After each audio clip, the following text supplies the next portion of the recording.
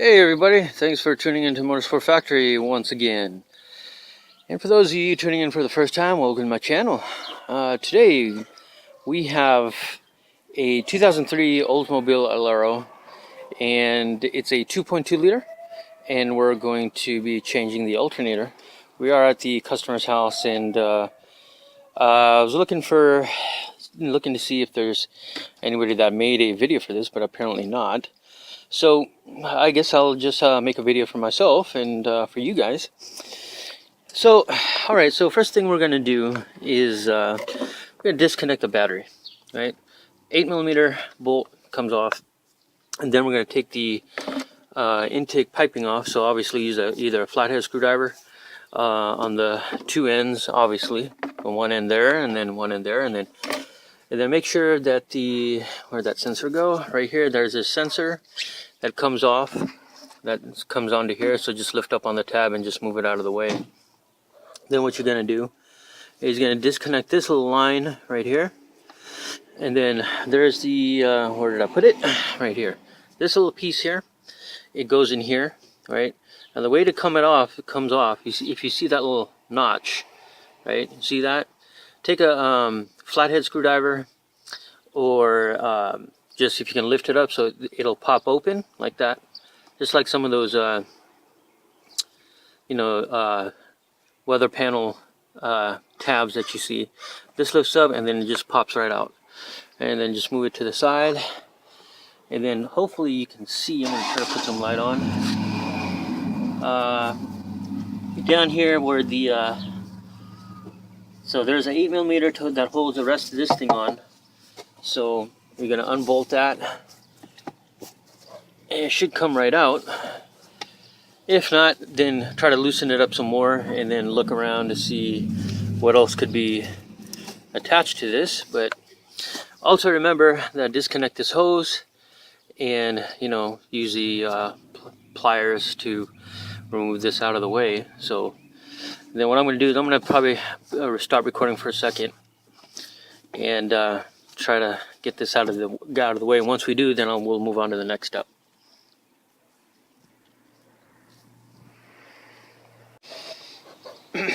All right, guys. So once we got the rest of the intake off, then what we're going to do is we're going to disconnect this connection.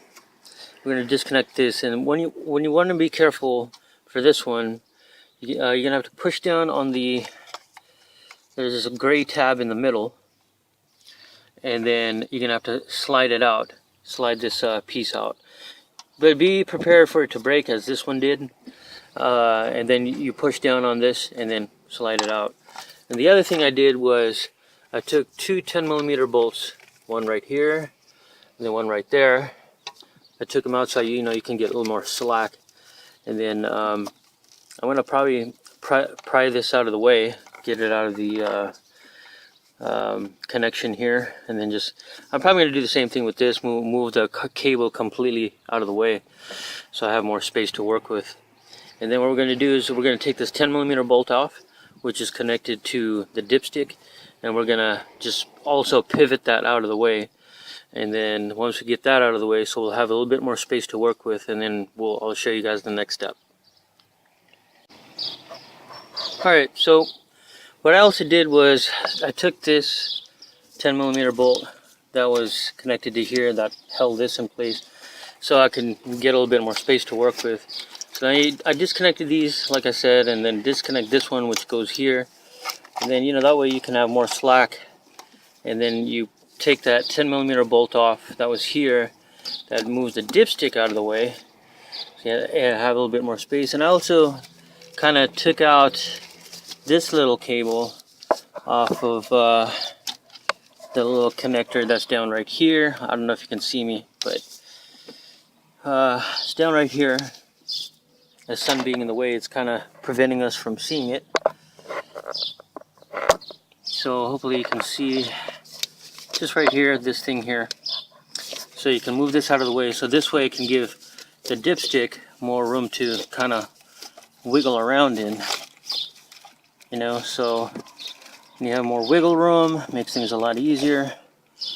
Then what we're going to do is The tensioner is just here. Unfortunately, my tensioner tool is not getting in there like I want it to. So you might need a socket to fit into there, and or if you can get a 3/8 drive ratchet to fit in there, which is what I'm going to pretty much do in there. I wish I could get you better lighting, because with the sun being in the way, it just kind of makes things difficult. But you'll see, and then I'll show you how to untension the belt. Just give me one moment. Alright guys, so real quick, I had a tough time when getting the Serpentine belt out from this direction. So what I ended up having to do was I had to take the wheel off and take the panels off here and get in from underneath here, if you can see. Get down here.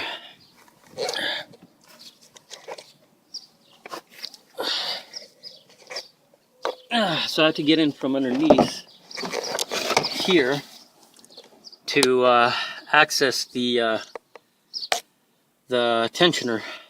Hopefully you guys can see very. If not, then you know it's okay. That should be close enough. If in the case that you have to get underneath here, then this is what you might have to do. Be on the lookout for a ratcheting serpentine belt tool that I'll be in the process of making, because these standard ones will, you know, it's not all the greatest. But remember, when you do, if you are able to access it here, if you could get a long handle ratchet to get access into there, remember, you're not going to be pulling down this way. You're going to be pushing that direction, okay, to release the tension. And then once you're done with that, then you'll have more clearance to get these the bolts and everything, and the rest of the cable. So I'm going to do that, and I'll show you the rest. Alright guys, so after you get that belt off, like I said, if you can't access it from here, like I said, remember, you're going to push up that way, or if you can't get from down, and then do that. And then you have this connector here, and then there's this nut you want to get off. It's a 13 millimeter here, and once you get that off, then you got 1, 2, and then there's a third one here at the bottom. Hopefully you guys can see that. Right where I'm pointing, and then when you get that bolt off, and you'll have clear access to getting the alternator out. And if you need help, it doesn't hurt to have a a person helping you. Move things out of the way, and so you'll have access to get the alternator out. All right, so I'm gonna get all that stuff out, and then I'll give you a technique as far as how to remove the alternator. All right guys, so what I decided to do with an assistant had moved the alternator out this way. So I moved the coolant expansion tank out of the way. So having an assistant to help you move this out of the way and then sliding it out this way was a lot easier. And sure enough, where did I just put it? Okay, here it is. Here's your old alternator. One of the things you always want to remember is check the connections, the bolt, the pattern, the design, everything to it, and the connections to the new one. Making sure, like there's the 2-pin connectors, make sure how the bolts line up and everything. And then we do the reverse procedure as far as putting the alternator back on. So like I said, what we're going to do with my assistant, we're going to slide this alternator back on through this way. So it's going to be slid in kind of like this, down this way. We're going to kind of jiggle it while we're moving some of the coolant lines out of the way, and then hook up the bolts and everything, and then everything else should be a piece of cake. Alright guys, so got it back on, got my coolant reservoir back on, and the next thing you want to do is put your little gray, brown, tan connector back onto the there. Then take out the nut that it originally came with. Take that out.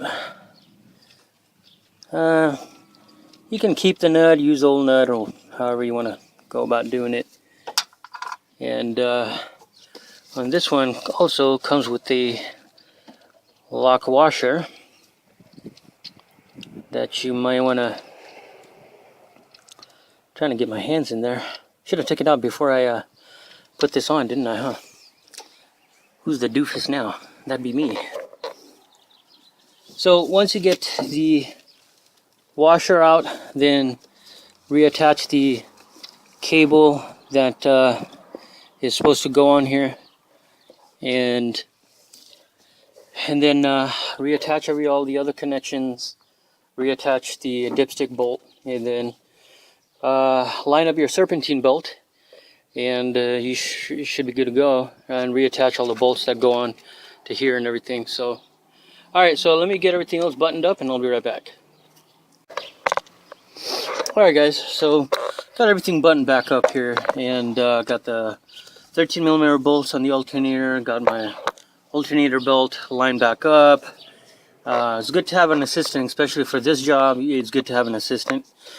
Get these two connections back on, get this connection back on, get this bolt line back up, and then don't forget to put this bolt back on too, which is I'm going to do in a second here. So I'm going to line this bolt back up, and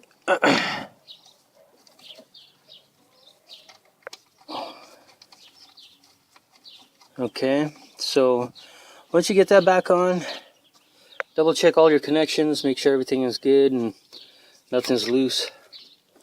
And then don't forget to put these two 10mm belts back on. Don't forget to put your intake back on. Okay, once you got that on, put your intake back on and then fire it up, and you should be good to go. So everything else should be pretty straightforward, okay guys? So if you have any questions, comments, concerns, you can always, hit me up and ask questions. Don't be afraid to ask me anything if you're stuck on something. But like I said, having an assistant for this particular case would be much easier. Alright, so that will conclude majority of this tutorial. I mean, again, if you have questions, just let me know. I'll do my best to help you guys with it. Follow me on Facebook, join me on Twitter. You can visit my website for the current products that I have. Leave questions, comments, concerns on the comment section below. Anything and everything that you need, just let me know what's up. And then don't forget to subscribe to my channel and request for more videos, and I'll do my best to make more videos and post them on the channel and try to help you guys out. Alright guys, so if you guys also have a better technique as far as doing this, let me know too, because I'm always open to better techniques as far as taking it out. Anyways, you guys have a good one, and I will see you guys in my next video. Peace out.